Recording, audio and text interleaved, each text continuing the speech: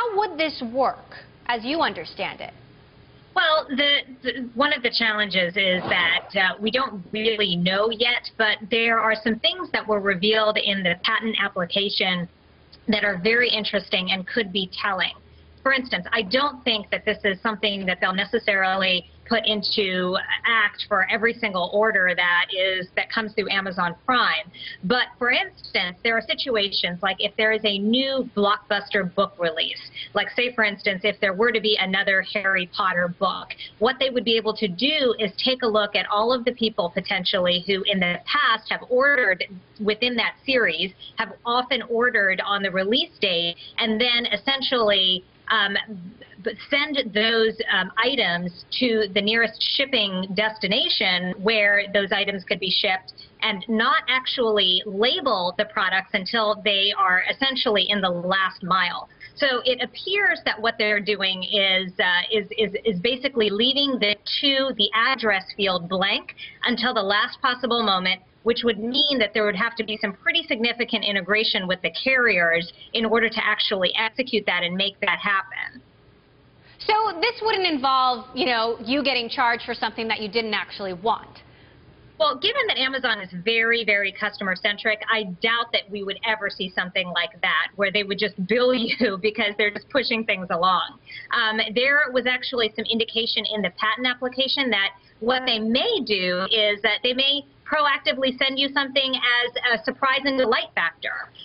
Something like that is very, very Amazon, where they just send you something that you may have in your saved shopping cart, or it's something that you may have come back and clicked a number of times. Now, there are a number of privacy issues. There are a number of just, kind of the how that would look to customers that have to naturally be taken into consideration. But I think that the idea is really to reduce the time that it takes for a package to actually get to shoppers. Right now, unless you're paying for something like next day or second day, there's often a lag time. And what something like this could do is potentially reduce some of that. Now, I don't know what's crazier, Amazon trying to read my mind and potentially charge me money for it, John, starting a television service, a live TV station, or drones. Oh, drones. I like the drones the best. But you're right. But, look, coming back to the TV example, let's talk about the service that they already have, the Prime Instant Video service.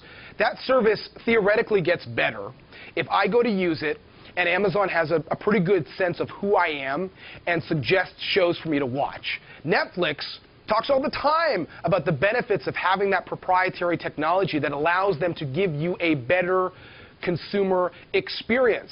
As you guys were just talking about, Amazon is all about the consumer. So there's always going to be, one level of creepiness, but I think that there is this huge level of opportunity if you're a company like Amazon, especially going back to the lead story on television. Your cable grid has really no idea what you want to watch, when you want to watch it, whereas a lot of these other companies that were born on the internet can do just that.